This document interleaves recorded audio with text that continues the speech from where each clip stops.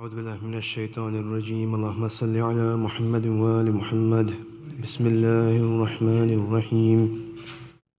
عن جابر بن عبد الله الأنصاري عن فاطمة الزهراء عليها السلام بنت رسول الله صلى الله عليه وآله قال: سمعت فاطمة أنها قالت: دخل علي أبي رسول الله في بعض الأيام فقال: السلام عليك يا فاطمة.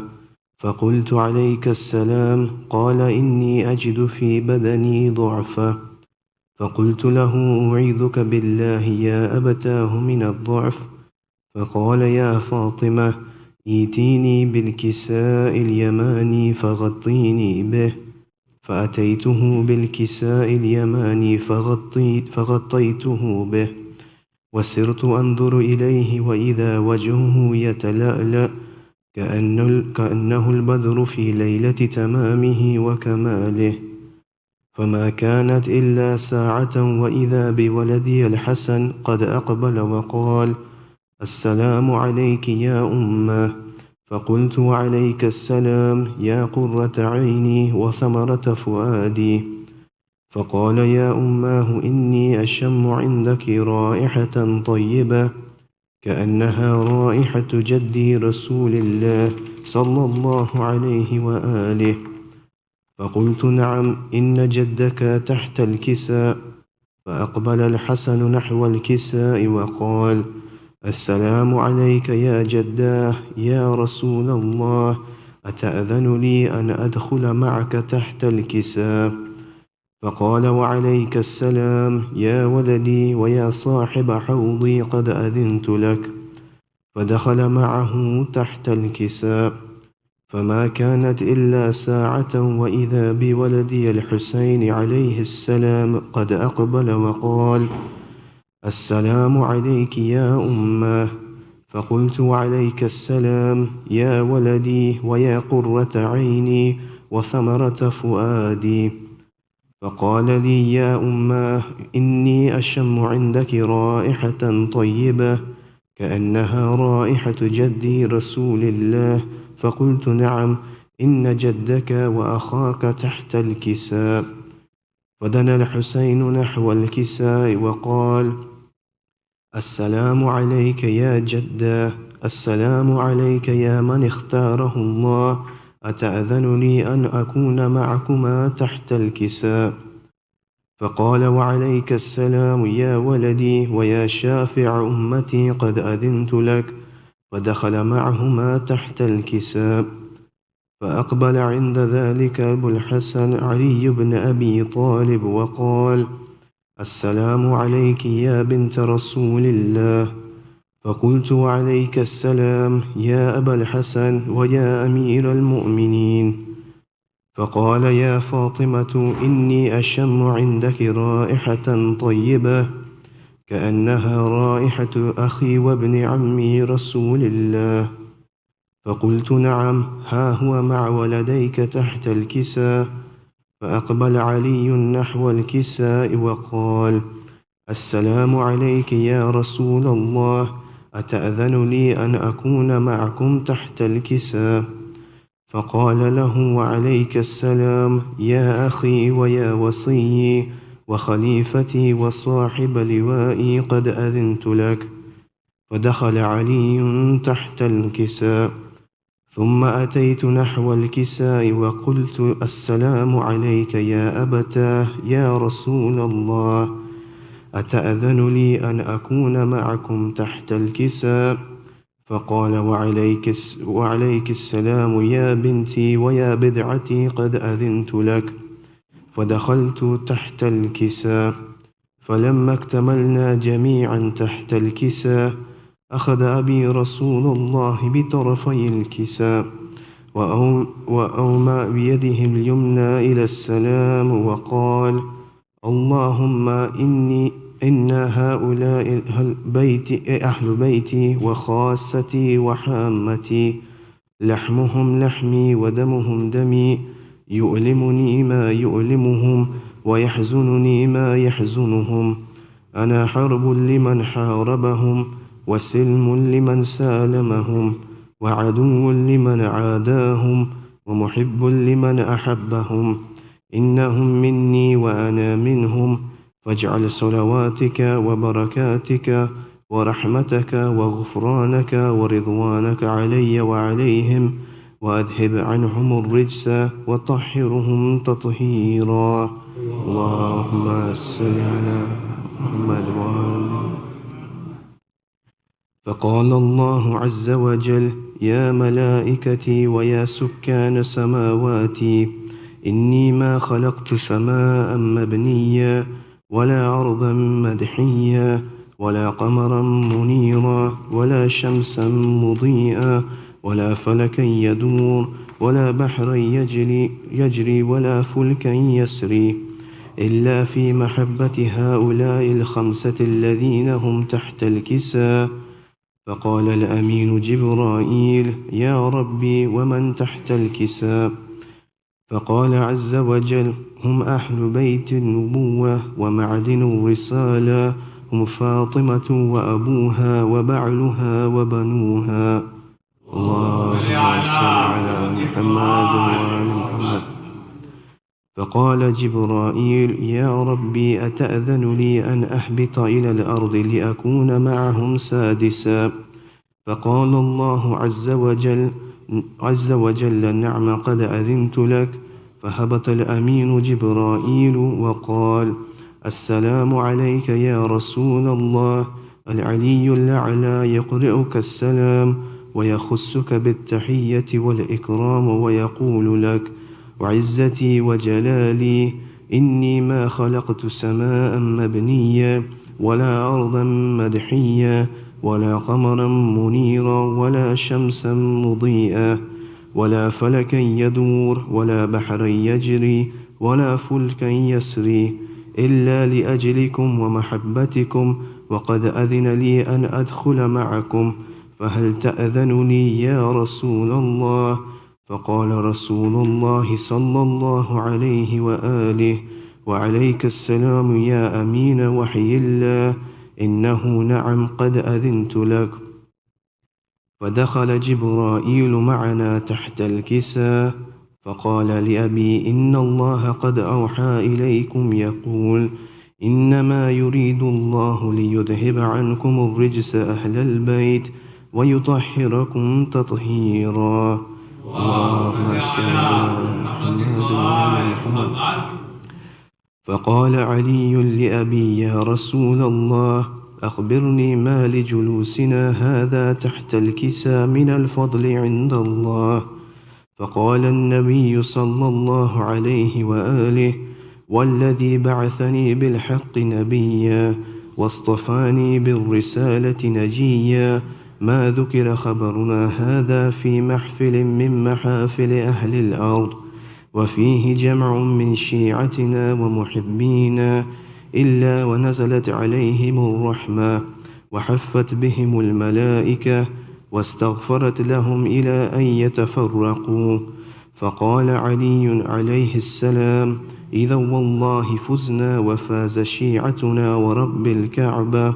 فقال أبي رسول الله صلى الله عليه وآله: يا علي، والذي بعثني بالحق نبيا واصطفاني بالرسالة نجيا، ما ذكر خبرنا هذا في محفل من محافل أهل الأرض، وفيه جمع من شيعتنا ومحبينا، وفيهم محموم إلا وفرج الله همه، ولا مغموم إلا وكشف الله غمه، ولا طالب حاجة إلا وقضى الله حاجته. فقال علي عليه السلام: إذا والله فزنا وسعدنا، وكذلك شيعتنا فازوا وسعدوا في الدنيا والآخرة ورب الكعبة. اللهم صل على محمد وآل محمد. سورة المباركة الفاتحة.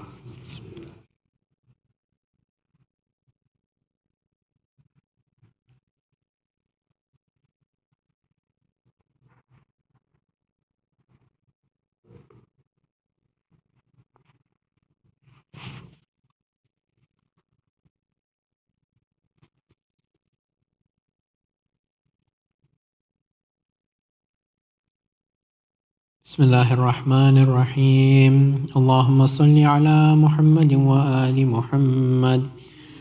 اللهم إني أسألك برحمتك التي وسعت كل شيء وبقوتك التي قهرت بها كل شيء وخضع لها كل شيء وذل لها كل شيء وبجبروتك التي غلبت بها كل شيء وبعزتك التي لا يقوم لها شيء وبعظمتك التي ملأت كل شيء وبسلطانك الذي على كل شيء كالباقي بعد فناء كل شيء وبأسمائك التي ملأت أركان كل شيء وبعلمك الذي أحاط بكل شيء وبنور وجهك الذي أضاء له كل شيء. يا نور يا قدوس يا أول الأولين ويا آخر الآخرين، اللهم اغفر لي الذنوب التي تهتك العصم. اللهم اغفر لي الذنوب التي تنزل النقم. اللهم اغفر لي الذنوب التي تغير النعم. اللهم اغفر لي الذنوب التي تحبس الدعاء. اللهم اغفر لي الذنوب التي تنزل البلاء. اللهم اغفر لي كل ذنب أذنبته وكل خطيئة أخطأتها. اللهم إني أتقرب إليك بذكرك وأستشفع بك إلى نفسك وأسألك بجودك أن تدنيني من قربك وأن توزعني شكرك وأن تلهمني ذكرك. اللهم إني أسألك سؤال خاضع متذلل خاشع أن تسامحني وترحمني وتجعلني بقسمك راضيا قانعا وفي جميع الأحوال متواضعا. اللهم وأسألك سؤال من اشتدت فاقته وأنزل بك عند الشدائد حاجته وعظم فيما عندك رغبته. اللهم عظم سلطانك وعلى مكانك وخفي مكرك وظهر أمرك وغلب قهرك وجرت قدرتك ولا يمكن الفرار من حكومتك. اللهم لا أجد لذنوبي غافرا ولا لقبائحي ساترا ولا لشيء من عملي القبيح بالحسن مبدلا غيرك. لا إله إلا أنت سبحانك وبحمدك ظلمت نفسي وتجرأت بجهلي وسكنت إلى قديم ذكرك لي ومنك علي. اللهم مولاي كم من قبيح سترت وكم من فادح من البلاء أقلت وكم من عثار وقيت وكم من مكروه دفعت وكم من ثناء جميل لست أهلا له نشرتا. اللهم عظم بلائي وأفرط بي سوء حالي وقصرت بي أعمالي وكعدت بي أغلالي وحبسني عن نفعي بؤد أملي وخدعتني الدنيا بغرورها ونفسي بجنايتها ومطالي. يا سيدي فأسألك بعزتك أن لا يحجب عنك دعائي سوء عملي وفعالي ولا تفضحني بخفي ما اطلعت عليه من سري ولا تعاجلني بالعقوبة على ما عملته في خلواتي من سوء فعلي وإساءتي ودوام تفريطي وجهالتي وكثرة شهواتي وغفلتي. وكن اللهم بعزتك لي في كل الأحوال رؤوفا وعلي في جميع الأمور عطوفا. إلهي وربي من لي غيرك أسأله كشف ضري والنظر في أمري. إلهي ومولاي أجريت علي حكما اتبعت فيه هوى نفسي ولم أحترس فيه من تزيين عدوي فغرني بما أهوى وأسعده على ذلك القضاء، فتجاوزت بما جرى علي من ذلك بعض حدودك، وخالفت بعض أوامرك، فلك الحمد علي في جميع ذلك، ولا حجة لي فيما جرى علي فيه قضاؤك، وألزمني حكمك وبلاؤك. وقد أتيتك يا إلهي بعد تقصيري وإسرافي على نفسي، معتذرا نادما منكسرا مستقيلا، مستغفرا منيبا مقرا مذعنا معترفا، لا أجد مفرا مما كان مني، ولا مفزعا أتوجه إليه في أمري غير قبولك عذري وإدخالك إياي في سعة من رحمتك. اللهم فاقبل عذري وارحم شدة ضري، وفكني من شدي وفاقي. يا رب ارحم ضعف بدني ورقة جلدي ودقة عظمي، يا من بدأ خلقي وذكري وتربيتي وبري وتغذيتي، هبني لابتداء كرمك وسالفي برك بي، يا إلهي وسيدي وربي. أتراك معذبي بنارك بعد توحيدك، وبعد من طوى عليه قلبي من معرفتك، ولهج به لساني من ذكرك، واعتقده ضميري من حبك، وبعد صدق اعترافي ودعائي خاضعا لربوبيتك. هيهات أنت أكرم من أن تضيع من ربيت، أو تباعد من أدنيت، أو تشرد من آويت، أو تسلم إلى البلاء من كفيته ورحمت. وليت شعري يا سيدي وإلهي ومولاي، أتسلط النار على وجوه خرت لعظمتك ساجدا، وعلى ألسن نطقت بتوحيدك صادقة وبشكرك مادحا، وعلى قلوب اعترفت بإلهيتك محققة، وعلى ضمائر حوت من العلم بك حتى صارت خاشعة، وعلى جوارح سعت إلى أوطان تعبدك طائعة، وأشارت باستغفارك مذعنا. ما هكذا الظن بك، ولا أخبرنا بفضلك عنك يا كريم يا رب. وأنت تعلم ضعفي عن قليل من بلاء الدنيا وعقوباتها، وما يجري فيها من المكاره على أهلها، على أن ذلك بلاء ومكروه، قليل مكثوه، يسير بقاؤه، قصير مدته.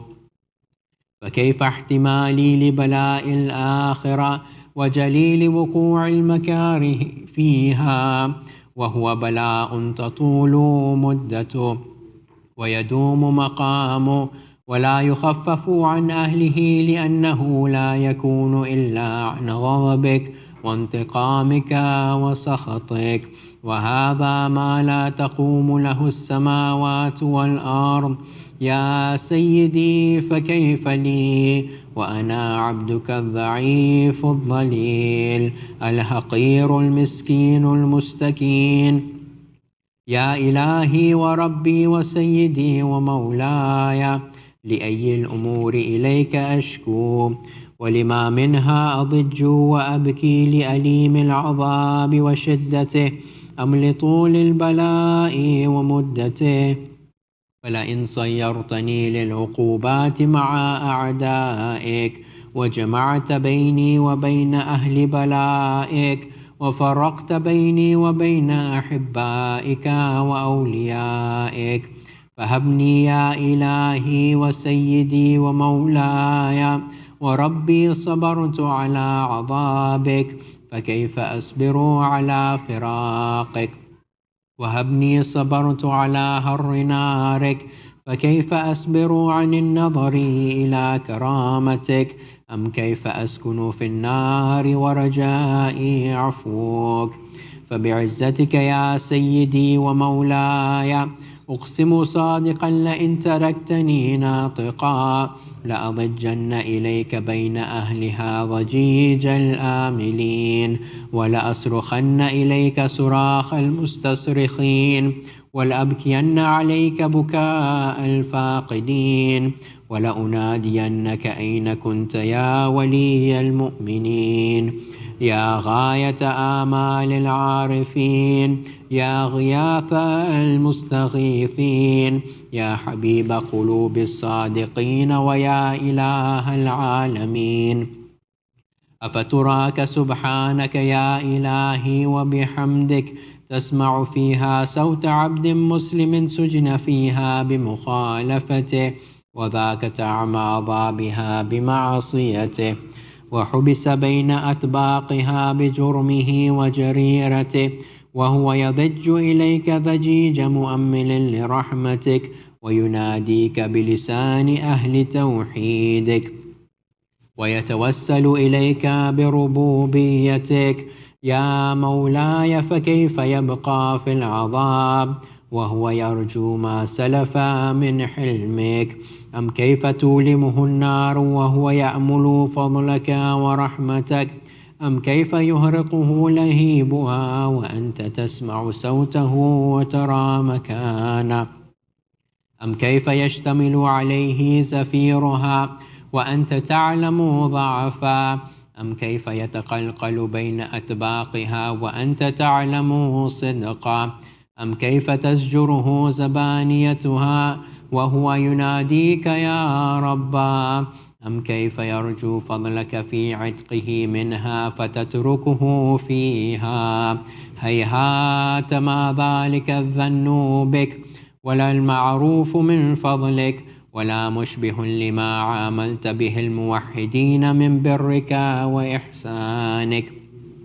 فباليقين أقطع لولا ما حكمت به من تعذيب جاحديك وقضيت به من إخلاد معانديك لجعلت النار كلها بردا وسلاما، وما كان لأحد فيها مقرا ولا مقاما، لكنك تقدست أسماؤك أقسمت أن تملأها من الكافرين من الجنة والناس أجمعين، وأن تخلد فيها المعاندين، وأنت جل ثناؤك قلت مبتدئا وتطولت بالإنعام متكرما. أفمن كان مؤمنا كمن كان فاسقا لا يستوون. إلهي وسيدي فأسألك بالقدرة التي قدرتها وبالقضية التي حتمتها وحكمتها وغلبت من عليه أجريتها أن تهب لي في هذه الليلة وفي هذه الساعة كل جرم أجرمت وكل ذنب أذنبت وكل قبيح أسررت وكل جهل عملته كتمته أو أعلنت أخفيته أو أظهرت وكل سيئة أمرت بإثباتها الكرام الكاتبين الذين وكلتهم بحفظ ما يكون مني وجعلتهم شهودا علي مع جوارحي، وكنت أنت الرقيب علي من ورائهم والشاهد لما خفي عنهم، وبرحمتك أخفيت وبفضلك سترت، وأن توفر حظي من كل خير أنزلت أو إحسان فضلت أو بر نشرت أو رزق بسطت أو ذنب تغفره أو خطاء تستره. يا ربي يا ربي يا رب، يا إلهي وسيدي ومولاي ومالك رقي، يا من بيده ناصيتي، يا عليما بضري ومسكنتي، يا خبيرا بفقري وفاقتي، يا ربي يا ربي يا رب، أسألك بحقك وقدسك وأعظم صفاتك وأسمائك أن تجعل أوقاتي من الليل والنهار بذكرك معمورة وبخدمتك موصولة وأعمالي عندك مقبولة حتى تكون أعمالي وأورادي كلها وردا واحدا وحالي في خدمتك سرمدا.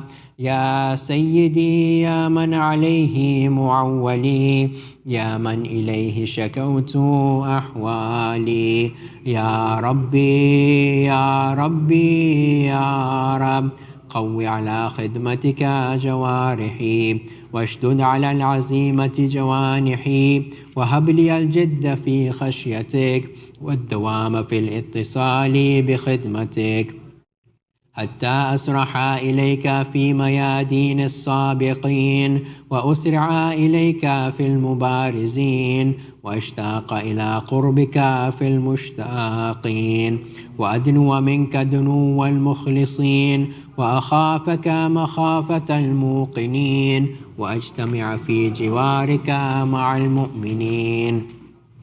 اللهم ومن أرادني بسوء فأرد ومن كادني فكد، واجعلني من أحسن عبيدك نصيبا عندك وأقربهم منزلة منك وأخصهم زلفة لديك، فإنه لا ينال ذلك إلا بفضلك، وجد لي بجودك واعطف علي بمجدك، واحفظني برحمتك، واجعل لساني بذكرك لهجا وقلبي بحبك متيما، ومن علي بحسن إجابتك، وأقلني عثرتي واغفر زلتي، فإنك قضيت على عبادك بعبادتك وأمرتهم بدعائك وضمنت لهم الإجابة، فإليك يا ربي نصبت وجهي وإليك يا ربي مددت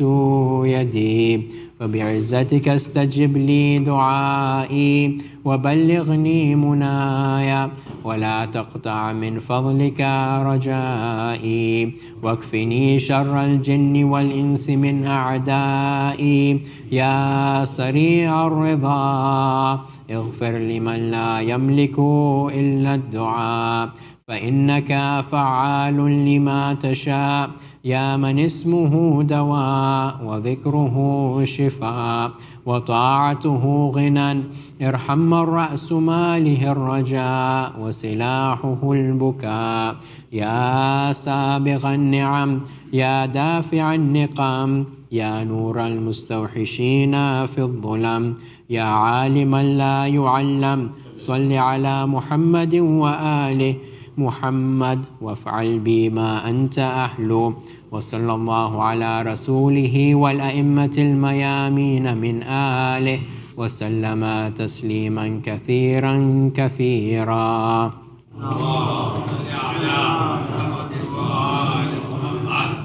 سورة مباركة الفاتحة.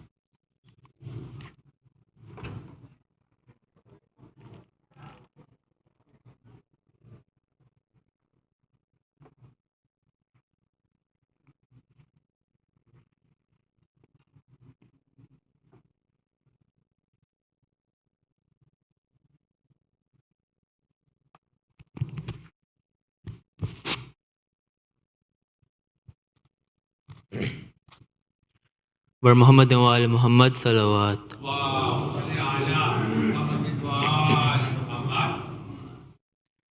मेरे होंठों पे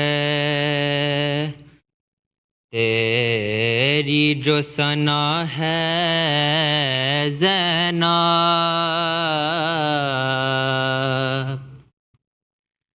मेरे होंठों पे तेरी जो सना है ज़ैनब, मेरे होंठों पे तेरी जो सना है Zainab,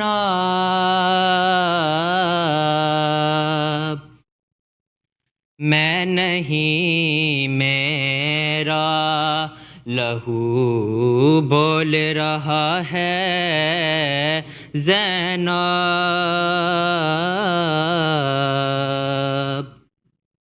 میرے ہونٹوں پہ سور ماؤں کی بھی رک جائے جہاں پہ سانسیں،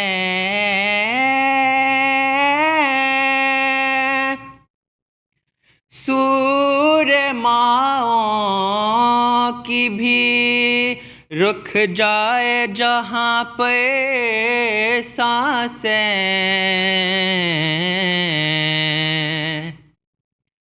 مرحبا تم نے وہاں خطبہ دیا ہے زینب، مرحبا تم نے، اس سے ثابت ہے زمانے پہ شجاعت تیری،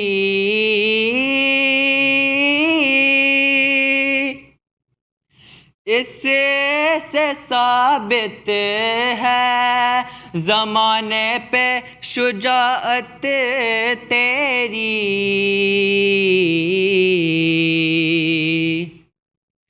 تیری آغوش میں عباس پلا ہے زینب، میرے ہونٹوں پہ تیری جو ثنا ہے زینب،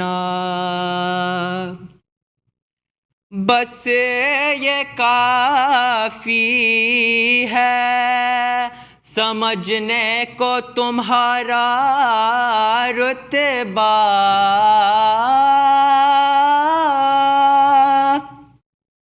بس یہ کافی ہے سمجھنے کو تمہارا رتبہ، مشورہ تم سے امامت نے لیا ہے زینب، یا علی اللہم صلی اللہ، بس یہ کافی ہے، بس یہ کافی ہے سمجھنے کو تمہارا رتبہ، مشورہ تم سے امامت نے لیا ہے زینب، میرے ہونٹوں پہ اور 14 معصوموں کے اور ذات الہی کے سوا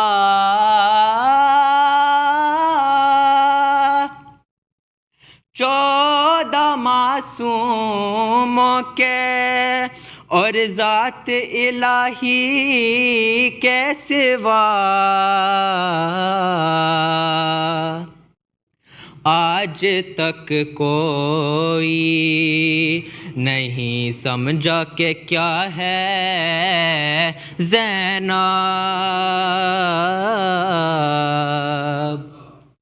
میرے ہونٹوں پہ تیری جو ثنا ہے زینب، میں نہیں میرا لہو بول رہا ہے زینب،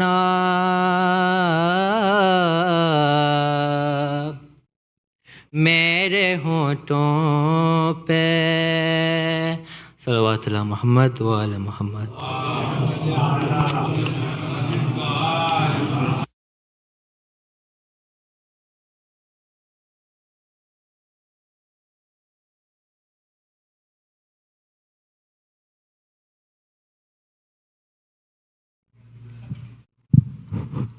Sayyid Hasan Rizvi, respected elders, brothers, and sisters in Iman, Assalamu alaikum wa rahmatullahi wa barakatuh.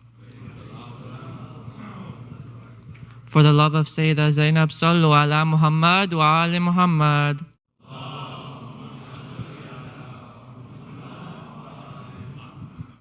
Let us remember our marhumin listed on the screen, as well as all other marhumin, with the Surah Al-Mubarakat Al-Fatiha.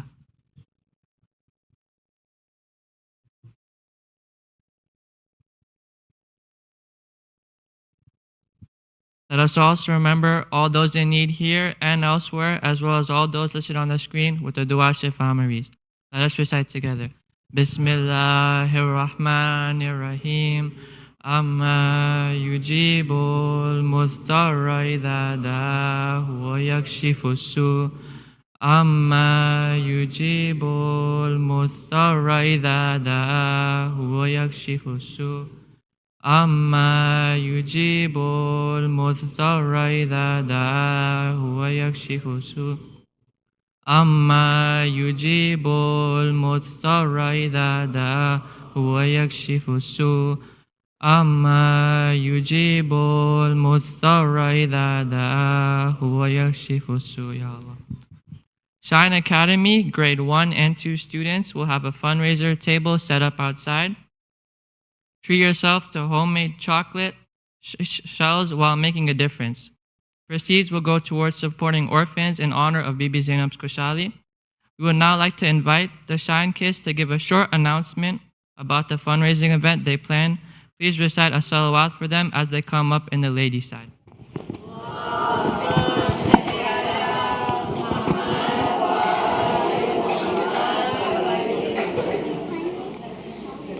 Assalamu alaikum.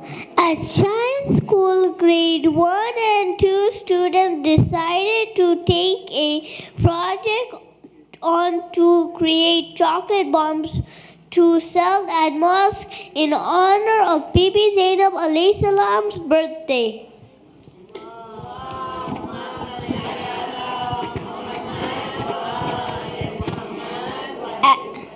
As we sit down together, which charity we would like to decide to a saying of Prophet Muhammad, peace be upon him, came to mind when one is hurting, the whole ummah is in pain.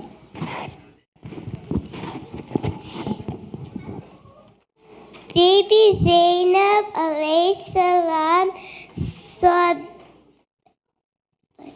beauty in everything. She's our role model. She took care of her beloved orphan niece. Bibi Sakina alayhi salam, she was also the daughter of the father of orphans, Imam Ali alayhi salam. So we decided to donate the money raised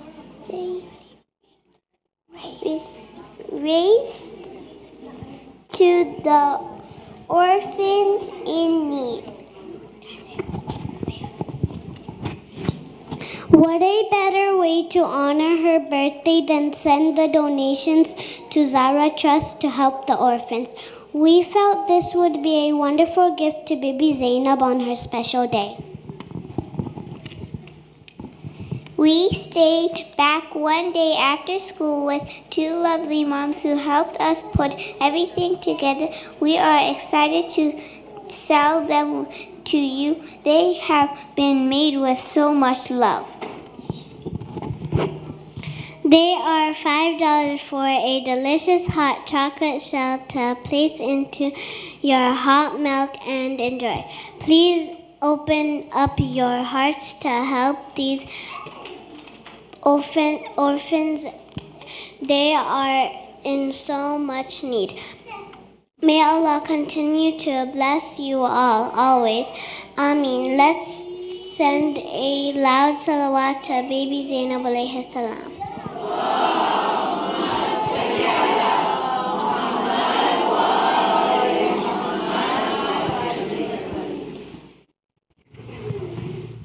Let us now please invite Sayyid Hasan Rizvi to come forward to recite tonight's Majlis. Bar Muhammad wa ali Muhammad salawat. اللهم صل على محمد وآل محمد.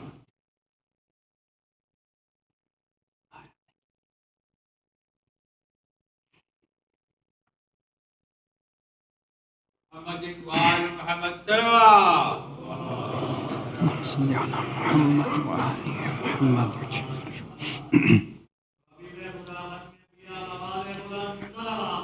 اللهم صل على محمد وآل محمد. أعوذ بالله السميع العليم من الشيطان اللعين الرجيم. بسم الله الرحمن الرحيم وبه نستعين. لا حول ولا قوة إلا بالله العلي العظيم. والحمد لله رب العالمين. والصلاة والسلام على أشرف الأنبياء والمرسلين بالقاسم المصطفى محمد.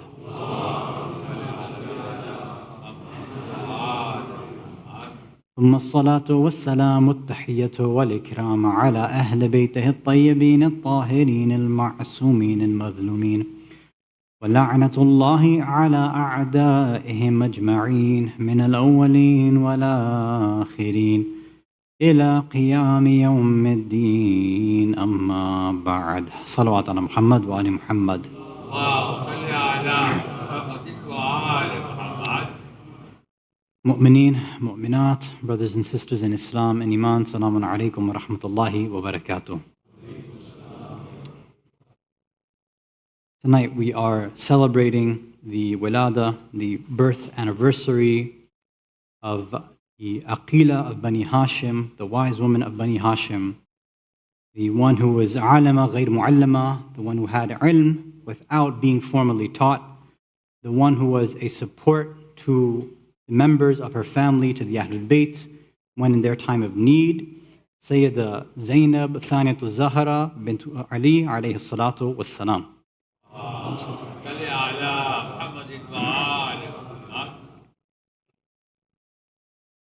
There's a lot of fada'il that are mentioned in our books when they refer to this holy personality. Most people, when they think about Sayyida Zainab, obviously, just like her mother and her father, her ibadah stands out amongst many other individuals. How she was able to teach individuals at her time. They say during the time of her father's khilafah, she had spent time and people in the home inviting women to teach them tafsir of Quran, according to her father. All these fada'il that we know. Most people, obviously, we typically remember her time in Karbala before, during, and especially after, given the masa'ib and what took place after Ashura. And although it was a time of musibah, masa'ib, and difficulty, still her fada'il, her characteristics, her strength, her courage stands out in those difficult times. And specifically, most of us remember, both Sunni and Shia alike, how she was able to stand up to every single zalim and oppressor that was in her way. Whenever someone tried to take away her izzah, to bring her down, she was able to use that eloquence of her father, that courage of her mother, and speak to them, right? And speak in a way that showed the izzah of the Ahlul Bayt. So obviously, we talk about the khutbahs that she gives, the speeches in front of Yazid, her responses to Ibn Ziyad, la'anatullah alayhima. And every step of the way, whether it was to Shimr, whether it was to Hurmala, whoever she was talking to, even the people of Kufa, as we've discussed previously, she's always speaking from a place of honor, of dignity. So a lot of individuals, both Muslims and non-Muslims alike, we all try to figure out how does somebody transform into, and become someone like Sayyida Zainab, alayhi salam. How do we have that kind of courage? how am I going to be able to stand up to a zalim if they ever come to me in that sort of manner? Of course, there is no dhulm like the dhulm that's happened to the Ahlul Bayt, but we all deal with different types of oppression in our lives, right? And sometimes we back down. We don't actually speak out. Or sometimes we speak up in an incorrect situation. Or we speak up, but we don't use the right words. Maybe we're too harsh or too aggressive. We don't have that same wisdom as Aqila Bani Hashim had. There's this quote that I'm sure many of you have heard.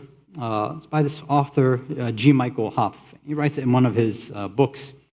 And he says that hard times create strong men create good times create weak men, and weak men create hard times.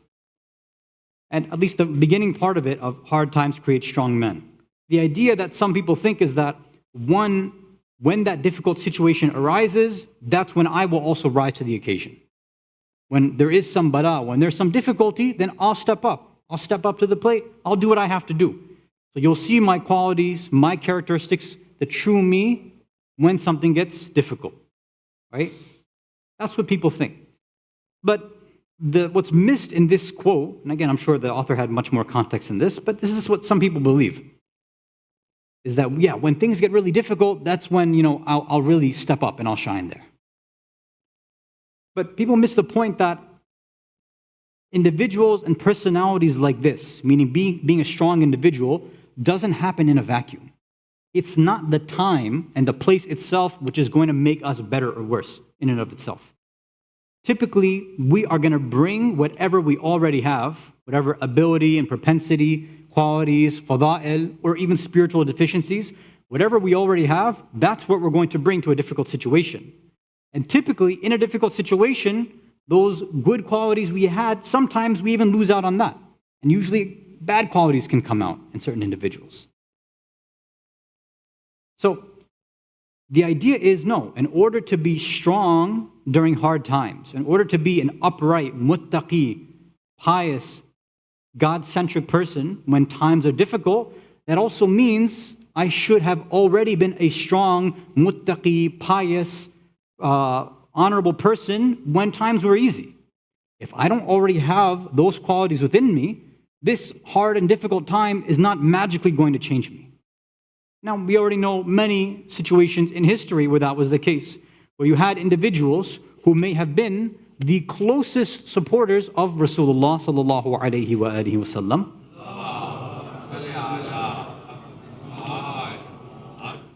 They were supportive of him when things were easy, right? When Islam was growing, when they were not under attack, when they didn't have to go out to battle, and it was just Muslims living in peace and ease. All companions were like, yes, Ya Rasulullah, ju'iltu fida'ak, we'll die for you, we'll sacrifice everything for you. My family, my property, everything, it's for you. And then what happens?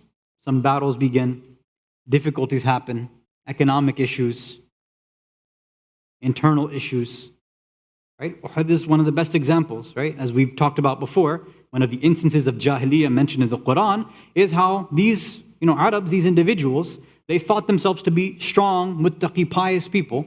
Once money got involved, once they thought that they were losing the battle and all these other issues are happening, I don't want to go through the whole history of Uhud, you see how quickly they broke and allowed for Rasulullah to almost nearly get killed in battle because of their cowardice. So these same individuals who were warriors on the battlefield normally, you see that they quickly turned into cowards when things got difficult, simply because they couldn't follow a simple order of their Rasul. So this personality of Sayyida Zainab, the reason she's able to come out in these difficult situations is because she has been trained since birth with the best of people. Who else? Her sister, her brothers. There is no one else, no other family that has two ma'asums as parents being raised in a household like that. They have a very special training, again, initially, where even in these easy times, you see how later these qualities in Sayyida Zainab come out when things get much more difficult. And this is, what happens sometimes is when we have qualities within us, sometimes we forget where those good qualities actually come from in the first place. Sometimes when we do something good, something beneficial, something that's honorable, we miss out and misattribute that actually I did this. I did all the hard work. This comes from me. I was the one who put in all the effort. I did this on my own. I'm a one-man show. I did all this work. Sometimes we forget that all of this has been lined up from generation, go back all the way. If our ancestors, our parents, if individuals like this did not set the stage for us, how would you and I be in a situation like this? And it's only an individual that can trace themselves back, understand where they're coming from, understand their history, understand their lineage, understand the honor that exists in their lineage. That is how they're able to continue that legacy forward. When you understand that goodness in your past, you should have this impetus to go and carry it forward as well. Look at how in this one hadith, Sayyid Zainab speaks about Rasulullah sallallahu alayhi wa alihi wa sallam.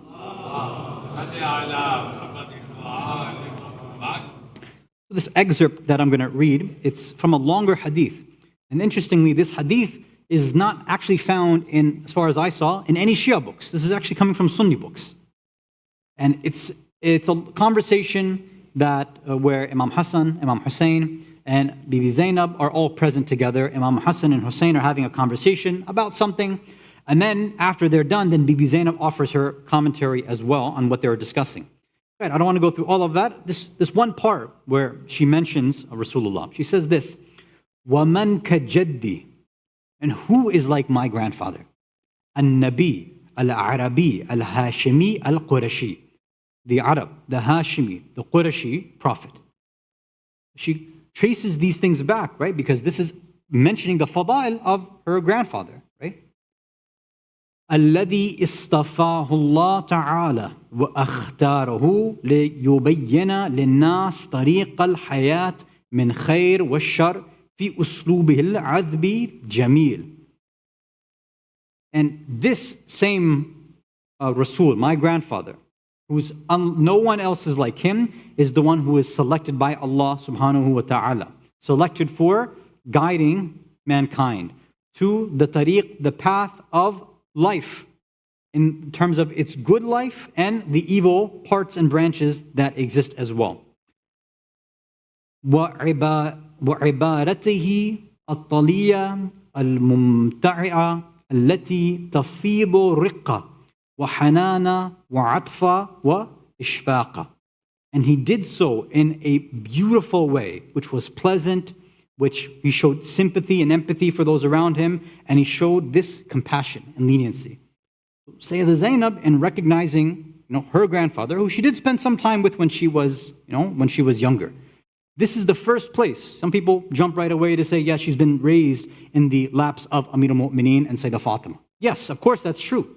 But this tarbiyah actually begins with Rasulullah himself, where she sees his qualities, she understands the maqam and daraja of her grandfather, and tries her best to carry on with those same qualities. Salawat ala Muhammad wa ala Muhammad.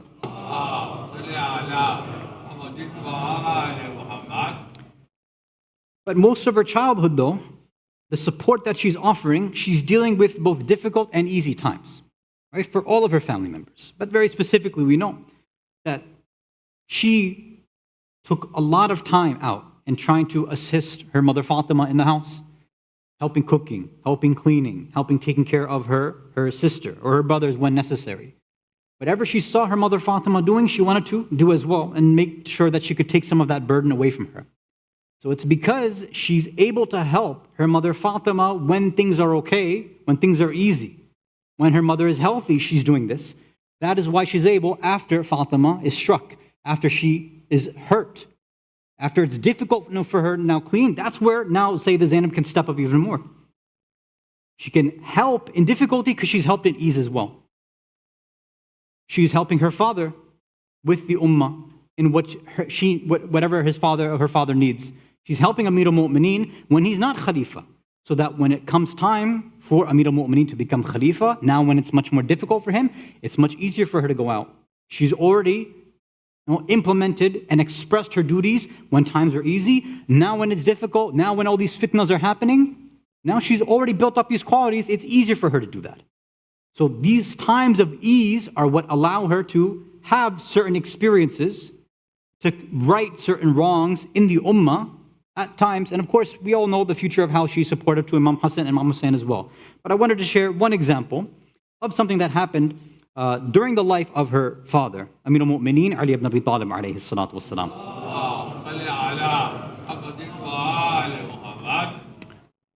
This is around the time where the drums, the battle drums of Jamal are being pounded. That Aisha is now trying to rally individuals to create this fitna to now fight against Amir al-Mu'mineen. So Aisha, at one point, one of her tactics, which she had done, is she had gathered children, she had gathered slave women, she gave them drums, literally, and ordered them to start chanting and reciting poetic verses against Imam Ali alayhi salam. So they're sitting in this gathering, she's present, Aisha herself is present, and they're saying these, inappropriate, disgusting things about Amir al-Mu'mineen. Now, Salama, the widow of Rasulullah, heard about this.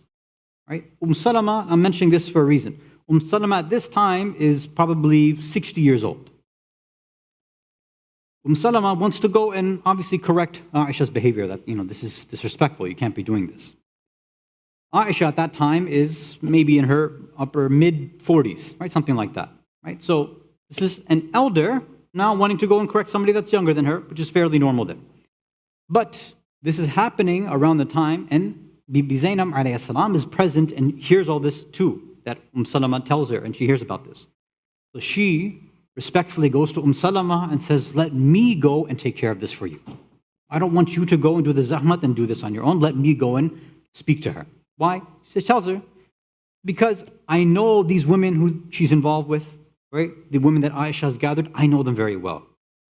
Right? Let me go and do this, and hopefully I'll have an effect. So Bibi Zainab disguises herself.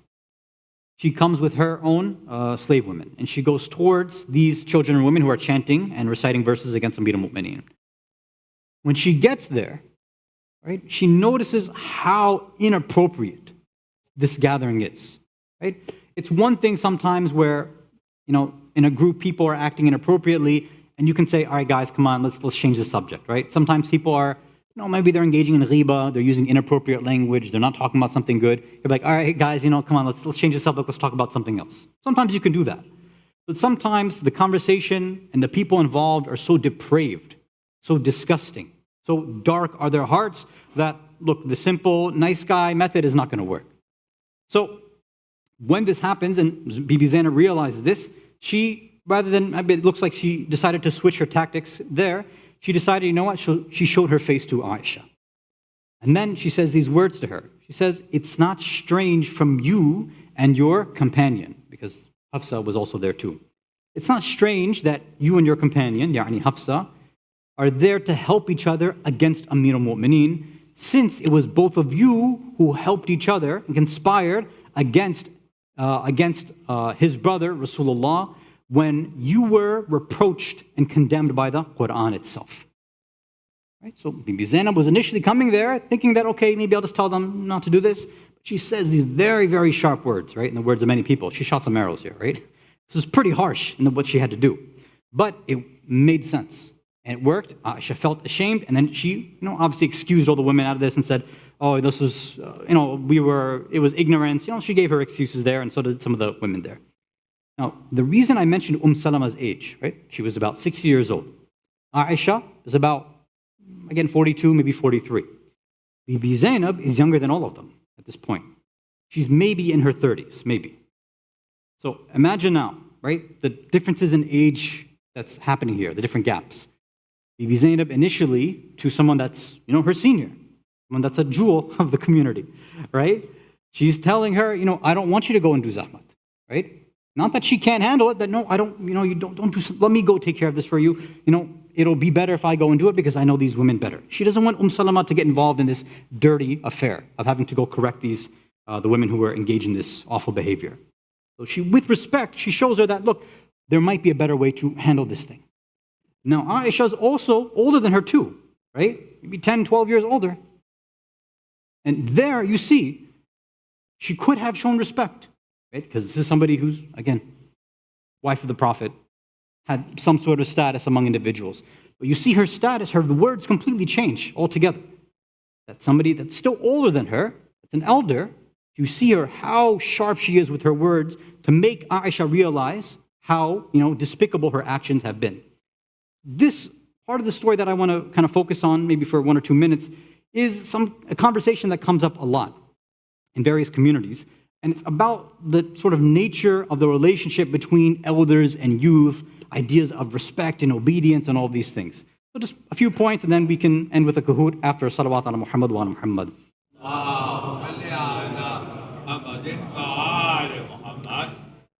What I want to just highlight is sometimes the extremes that youth end up engaging in. When I mean youth in terms of their relationship with elders. And I'm not talking about parents specifically, I mean just elders in general, anybody that's older than them, right? Especially people that are much more senior to them. One extreme that some youth go to is, and this is pretty normal, unfortunately, in the West now, with those who are born and raised here, is this complete rejection, this complete sense of entitlement, ego, and arrogance towards people who are older than them. Oh, what do you know? You grew up over there. You're an immigrant. You don't understand how things work over here, right? Your ways are outdated, traditional, conservative, right? I'm born, I'm raised here. I understand the future. I understand this modern stuff. What do you know? All the stuff you're talking about, forget that, right? A complete sense of, right, disrespect. And unfortunately, a lot of people, sometimes they keep to themselves, but usually that doesn't happen, right? When some youth, they have this opinion, they don't hide it. They go, and even with their family members, sometimes their own parents, na'udhu billah, with other random community members, they'll just get into arguments, right? Screaming, shouting, sometimes cursing, just terrible, terrible behavior. And they forget that, look, just because there's a small possibility you might be right, meaning the thing that you're saying, your opinion or the way that you're doing actually might be better, might be more beneficial, might be more Islamically correct. It's actually possible, but the way you're going about it is completely un-Islamic.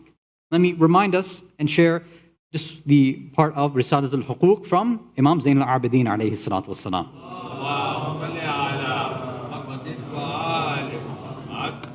I'll skip the Arabic because of time, but this is the section that most of us are familiar with because elders love this part, right? That this is the right of those who are older than you, that you should respect them because of their age, honor them because of their submission to Allah, because of their Islam, because their submission to Islam has precedence over you, meaning they've been Muslim a lot longer than you, right? They deserve some level of respect.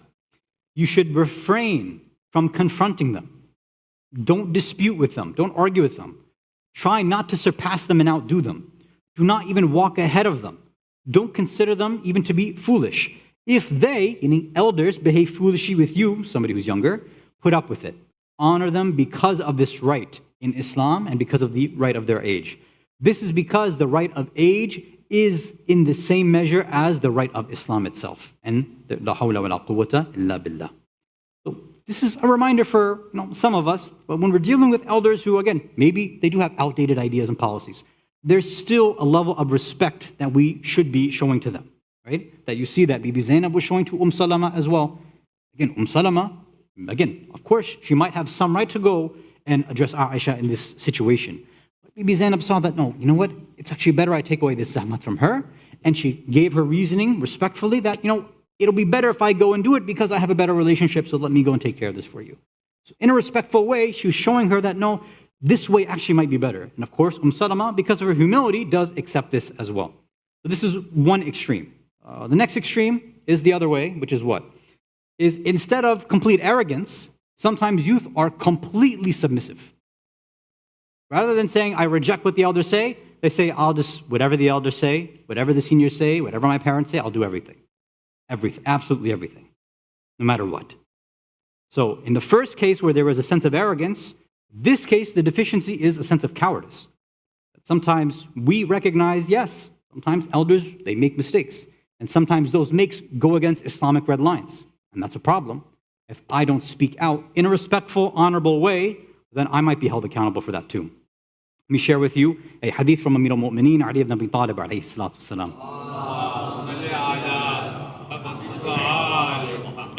Allah fal-hadhr al-hadhr. Be careful, be cautious, be aware. مِن طَاعَةِ سَادَاتِكُمْ وَكُبَرَائِكُمْ. Be careful of those leaders and elders, people that are older than you, in terms of what? الَّذِينَ تَكَبَّرُوا عَنْ حَسَبِهِمْ. Those who have this takabbur and pride in the way that they approach things. وَتَرَفَّعُوا فَوْقَ نَسَبِهِمْ. Those who kind of take pride in their nasab, their lineage, in the way that things happen. Sometimes it happens where, yes, we don't deny that elders, those who have come before us, they have wisdom. They have the experience. But sometimes the seniors, they take that and they throw it in our face too. Right? I've got the experience. I've got the wisdom. Do you know what I've done? I've done X, Y, Z. I've done this, my project, this. They throw it all in our faces. And they say, this is why you don't know what you're talking about, because you don't have the same life experience. You can use it and you have it, but it shouldn't be something to gloat about. Right? It shouldn't be something that, let your ego kind of grow because of that. Imam Ali is warning us, be careful of doing complete ita'at. He's not saying go against their advices. He's just saying do not just be blind followers of individuals like this. Especially if we can see that there are certain people that they're doing something out of that ego, right? If somebody's doing something out of sincerity, they don't need to keep bringing it up over and over again, right? It wouldn't be necessary. So one of those qualities, again, youth and elders sometimes have this quality, is they keep mentioning these things, and Amir al-Mu'mineen is advising us to keep away. Now, this was the relationship of youth to elders. Now we got to flip it around a little bit after salawat ala Muhammad wa ala Muhammad.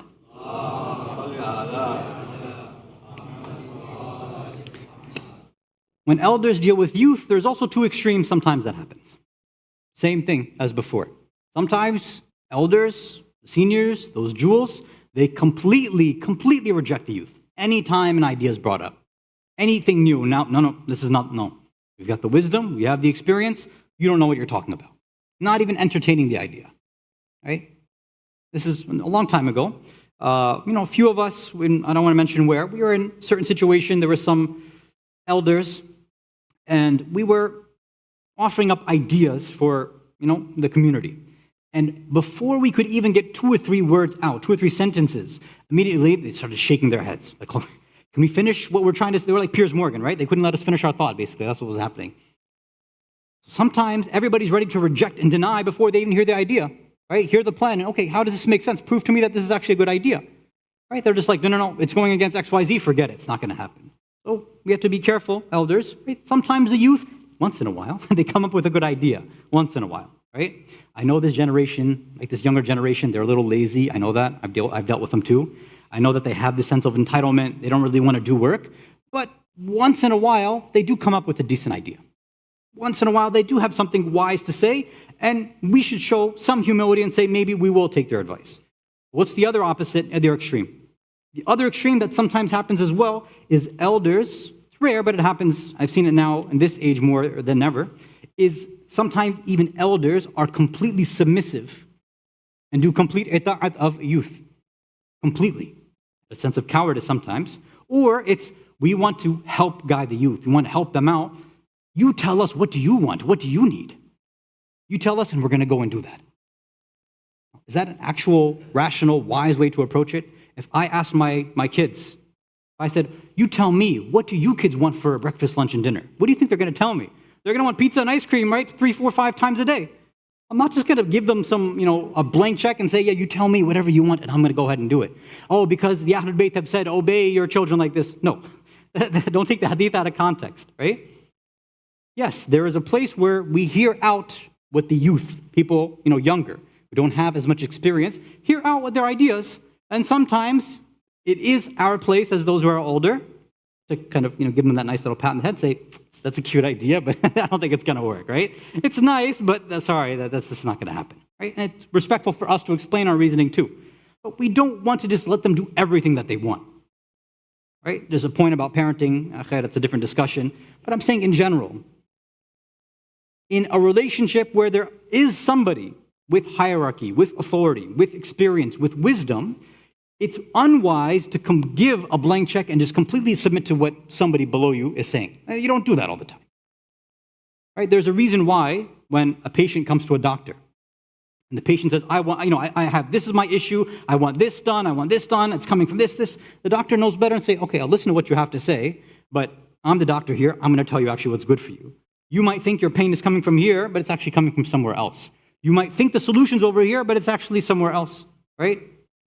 That's the nature of how hierarchical relationships work, right? You hear them out, and you say, look, this, you're kind of right. You're right in the fact that your body's hurting, sure, but the organ that you mentioned is wrong. And the solution that you're mentioning is also wrong too, but it's okay. You're on the right track. I can help you along the way.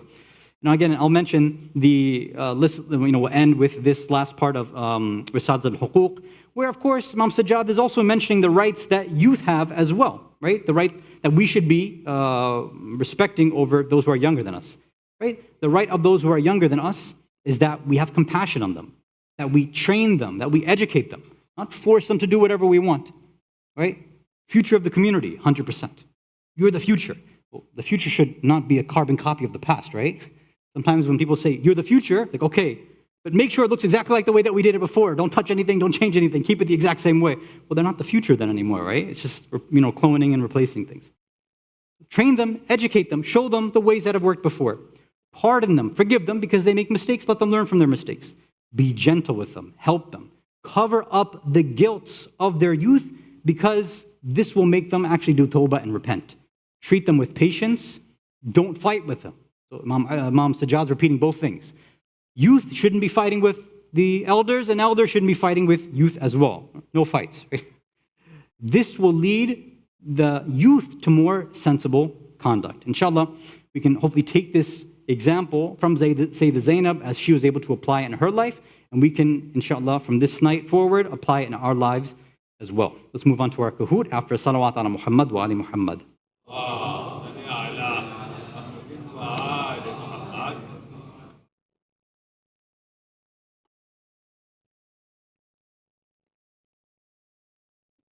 See, I'm in the worst position possible because I'm stuck right in the middle. So both the elders don't like me, they argue with me, and the youth don't like me, so they argue with me too. So I'm getting arguments on both sides.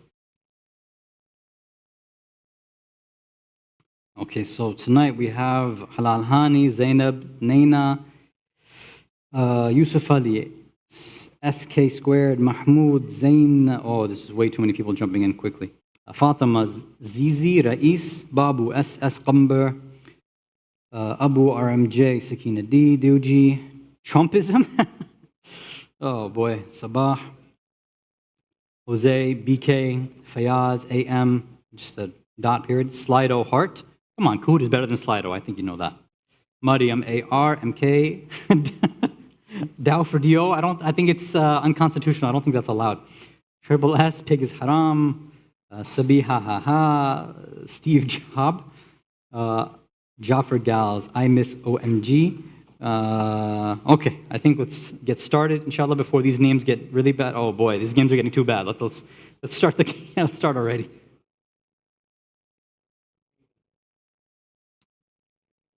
Okay, good luck to all of you. Bismillah ar-Rahman ar-Rahim. Number 1. True or false? Holding a baby in your arms during salah disrupts the form of the salah, making it batil and void. Holding a baby, whether you're standing and holding them or sitting and holding them, disrupts the form of the salah, making the salah batil and void. Is that true or false? You're supposed to play the game, log in, and answer the question, not say it out loud. Yes, most of you got that right. We even have some riwayat where Rasulullah would hold children in his arms as well while reciting. I've even heard of some stories of ulama having their kids piggyback while they're leading namaz. I don't know. It's possible. It could happen. Okay, Zainab's in first. Oh, there's a 3-way tie for first place. Okay. But everybody else is only 1 point behind. So it's anybody's game so far. So let's see. Number 2. Rasulullah has said, I advise the present and absent of my ummah to honor and respect this girl, yani Bibi Zainab, as she looks like whom? Her mother Fatima alayha salam, my mother Amina, meaning Rasulullah's mother Amina, rahmatullah alayha, her grandmother Khadija alayha salam, or her grandmother Fatima bint Asad, rahmatullah alayha. This is when Bibi Zainab was first born, and this is a statement that was attributed to Rasulullah. Said that she looks like her grandmother Khadija, so respect and honor her. Let's see, so the board has changed. Yes. Okay, so Amir now is in first place with Z and Steve Jobs trailing behind, and two Fatimas, one with an I, one with an E, one lowercase as well, close behind in fourth and fifth. Number 3, multi-select and also double points. So, what were the names of Sayyidah Zainab alayhi salam's children? Ali, Abbas, Aun, Muhammad, Fatima, and Kulthum. Which of these were her children's names? I mean, there's at least 2 that I'm pretty sure everybody's going to mention, but whether there's other ones or not, and how many, that's what most of us may or may not know.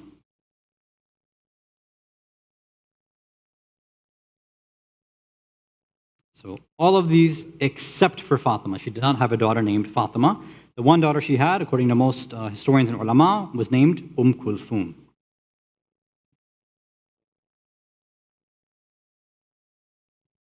Did I just see that somebody did not get Honor Muhammad right? Wow, interesting. Okay, Project Orange all the way up at top. Very nice Project Orange. Sakina D, SK squared following behind, and Steve Jobs and Fatima still in fifth. Last question, another multi-select. Where do historians believe Bibi Zainab alayhi salam might be buried? Sham, Cairo, Karbala, Jannatul Baqi', Kufa, Najaf. Where are the one or many places where historians believe she may be buried?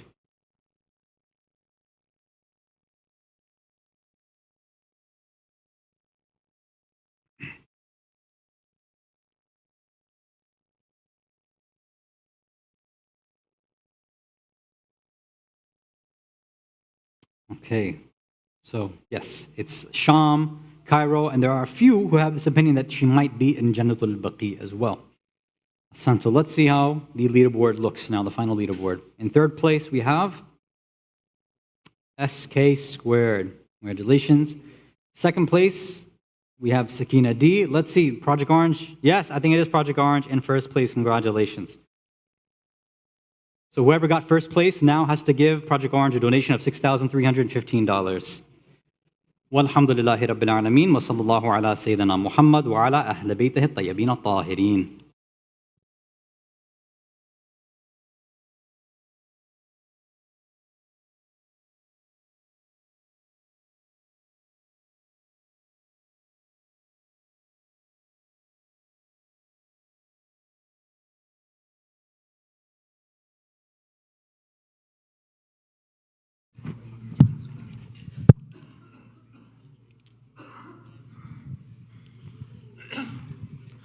बर मोहम्मद वाल मोहम्मद सलवात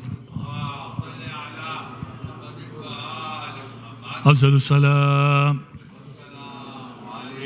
या रसूल अल्लाह मोहम्मद वाल मोहम्मद साहिबो हमारा एक साथी जो आज नहीं आ सका अब्बास जहाँ भी है आज बिजी है वो लेकिन we will try to recite this one kabat because we always do it together. Before I start, Masuma कौनैन की किरदार है ज़ैनब, मासूमा कौनैन की किरदार है ज़ैनब, अब्बास की तरह वफादार है ज़ैनब. ज़ैनब को पुकारे कोई वक्त मुसीबत, ज़ैनब को पुकारे कोई वक्त मुसीबत, हैदर की तरह कुल की मददगार है ज़ैनब. या अली सल्लु अला मुहम्मद व आले मुहम्मद. क्या बताऊं मकाम ज़ैनब का, क्या बताऊं मकाम ज़ैनब का, क्या बताऊं मकाम ज़ैनब का. کیا بتاؤں مقام زینب کا، اس میں اعظم ہے نام زینب کا، اس میں اعظم ہے نام زینب کا، کیا بتاؤں میں تو کیا خود قصیدہ پڑھتے ہیں، میں تو کیا خود قصیدہ پڑھتے ہیں، میرے بارہ امام زینب کا، یا علی میرے اللہم صلی علی محمد وآل محمد، میرے بارہ امام زینب کا، کیا بتاؤں تیرے در پر بھی آئے گا جبریل، تیرے در پر بھی آئے گا جبریل، تو بھی ہو جا غلام زینب کا، تو بھی ہو جا غلام زینب کا، کیا بتاؤں صلو علی محمد وآل محمد۔ اللہم صلی مالک ملک کا ہے انوکھا کرم، مالک ملک کا ہے انوکھا کرم، گھر میں زہرا کے بنت الہدا گئی، مالک ملک کا ہے انوکھا کرم، گھر میں زہرا کے بنت الہدا گئی، گود میں لے کے مولا علی نے کہا، گود میں لے کے مولا علی نے کہا، زینت مصطفیٰ مرتضیٰ گئی، مالک ملک کا ہے انوکھا کرم، یا علی جیو جیو، باد شبیر دی کو بچاتی رہی، ننگ سر خطبے پڑھ کے سناتی رہی، باد شبیر دی کو بچاتی رہی، ننگ سر خطبے پڑھ کے سناتی رہی، تو امامت کو ہے جا بچاتی رہی، تو امامت کو ہر جا بچاتی رہی، تیرے دم سے امامت فتح پا گئی، مالک ملک کا ہے انوکھا کرم، گھر میں زہرا کے بنت الہدا گئی، تیرا نانا رسولوں کا سردار ہے، تیرا بابا خدائی کا مختار ہے، تیرا نانا رسولوں کا سردار ہے، تیرا بابا خدائی کا مختار ہے، تیری نانی ہے اسلام کی محسنہ، تیری نانی ہے اسلام کی محسنہ، تیری ماں بن کے خیر النساء گئی، اللہم صلی علی محمد وآل محمد، مالک ملک کا ہے انوکھا کرم، گھر میں زہرا کی بنت الہدا گئی، کر چکی ہے فتح کوفہ و کربلا، اے یزیدی حکومت پہ اب जलजला कर चुकी है फतह कूफा ओ करबला है यजीदी हुकूमत पे अब जलजला कर बुजुर्गों की सुन्नत पे तू भी अमल कर बुजुर्गों की सुन्नत पे तू भी अमल भाग जादू तरे मुर्तजा आ गई मालिके मुल्क का है अनोखा करम घर में ज़हरा की बिंतुल हुदा आ गई जब हसन की जरूरत थी शब्बर बनी बाद अकबर के ज़ैनब ही अकबर बनी जब हसन की जरूरत थी शब्बर बनी बाद अकबर के ज़ैनब ही अकबर बनी लह जाए मुर्तजा और कभी फातिमा लह जाए मुर्तजा और कभी फातिमा बन के ज़ैनब रसूल खुदा गई मालिके मुल्क का मालिके मुल्क का है अनोखा करम घर में ज़हरा के बिंतुल हुदा गई गोद में लेके मौला अली ने कहा गोद में लेके मौला अली ने कहा ज़ीनते मुस्तफ़ा मुर्तज़ा गई पर मोहम्मद वाले Mohammad सलवात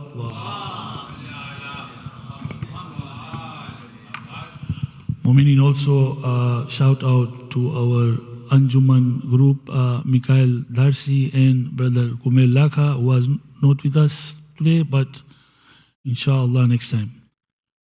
Respected elders, brothers and sisters in Iman, Salamun Alaikum. Mu'minin, I have a short announcement to make. First of all, the parking, as you all know, today there were volunteers and we have tried to park the way we usually park and make a pattern of the way it's supposed to be parked. Because the thing is, when we have task force and volunteers who are doing parking, we miss out on 6 or 7 youths who guide parking. So what we have decided, or what we are trying to do, is to send out 2 pictures, 2 diagrams, which will have the before parking and the after parking. So we will have both the pictures on the diagrams, which will show that, the parking pattern that we have.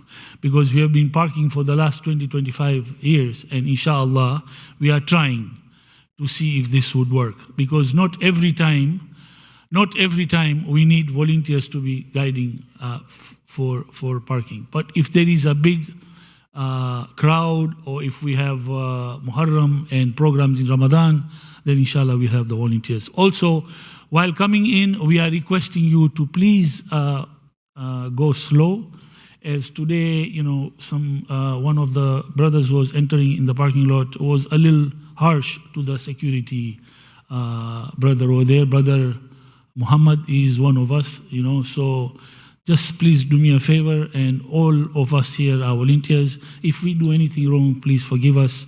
We are trying to do the best we can. Also, when it comes to driving in, we are requesting you to please come in through by the doors here so you can drop off and then make a turn and park your car. The disabled parking is requested for those who are disabled to please park over there. If you can park not by the disabled, if you do not need the disabled parking, then we are just requesting you to park not in the disabled spot. That way we have more disabled park spots available in the front. Bar Muhammad wa ali Muhammad, salawat Allah. Ziyarat Waritha.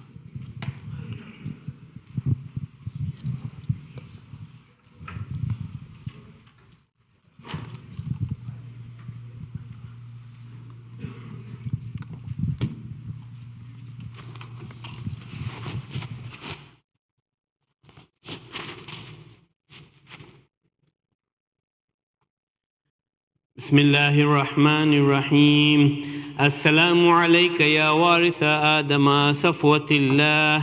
السلام عليك يا وارث نوح نبي الله.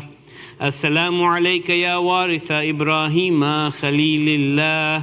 السلام عليك يا وارث موسى كليم الله. السلام عليك يا وارث عيسى روح الله. السلام عليك يا وارث محمد حبيب الله. السلام عليك يا وارث أمير المؤمنين عليه السلام ولي الله. السلام عليك يا ابن محمد المصطفى. السلام عليك يا ابن علي المرتضى. السلام عليك يا ابن فاطمة الزهراء. السلام عليك يا ابن خديجة الكبرى.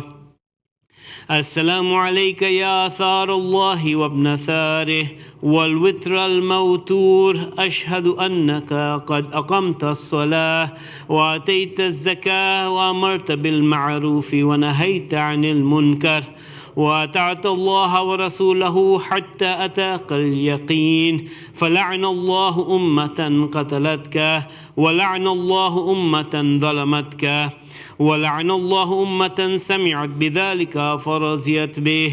يا مولاي يا أبا عبد الله، أشهد أنك كنت نورا في الأصلاب الشامخة والأرحام المطهرة، لم تنجسك الجاهلية بأنجاسها ولم تلبسك من مدلهمات ثيابها.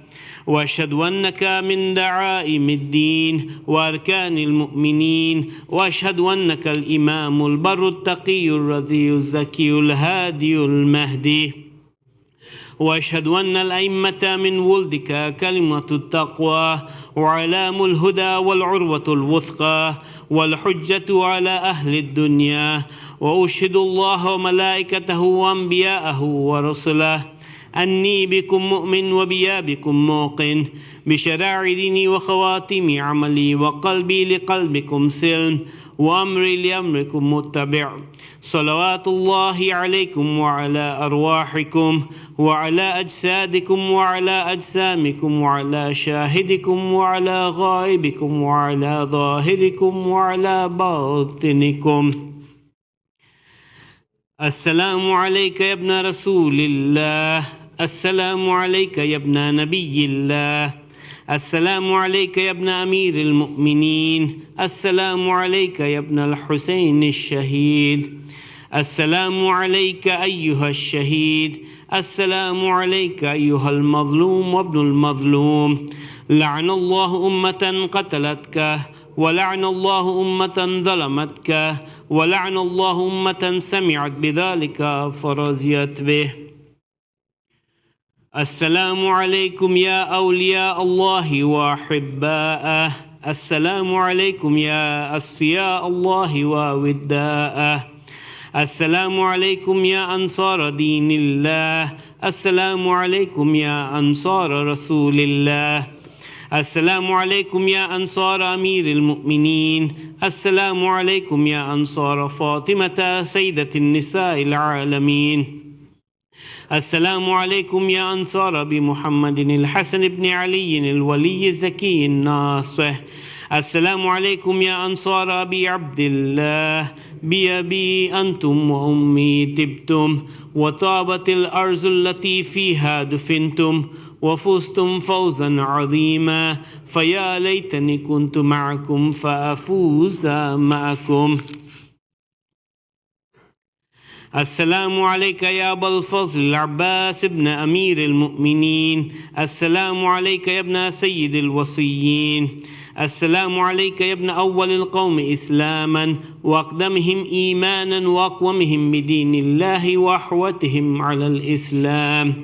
أشهد لك أن نصحت لله ولرسوله ولأخيك فنعم الأخ المواسي. فلعن الله أمة قتلتك ولعن الله أمة ظلمتك ولعن الله أمة استحلت منك المحارم وانتهكت حرمة الإسلام. فنعم الصابر المجاهد المحامي الناصر ولخ الدافع عن أخيه المجيب إلى طاعة ربه الراغب فيما زهد فيه غيره من الثواب الجزيل والثناء الجميل، وألحقك الله بدرجة آبائك في جنات النعيم. السلام عليكم ورحمة الله وبركاته. السلام عليك يا مولاي غريب الغرباء سلطان أبا الحسن مولانا علي بن موسى الرضا، كن شفينا وشفيع والدينا في يوم الجزاء ورحمة الله وبركاته. السلام عليك يا مولانا يا صاحب العصر والزمان، ألمان ألمان ألمان. السلام عليك يا شريك القرآن، السلام عليك يا كعبة الإيمان، السلام عليك يا إمام الإنس والجان ورحمة الله وبركاته. اللهم كن لوليك الحجة ابن الحسن صلواتك عليه وعلى آبائه في هذه الساعة وفي كل ساعة وليا وحافظا وقائدا وناصرا ودليلا وعينا حتى تسكنه أرضك طوعا وتمتعه فيها طويلا برحمتك يا أرحم الراحمين. اللهم صل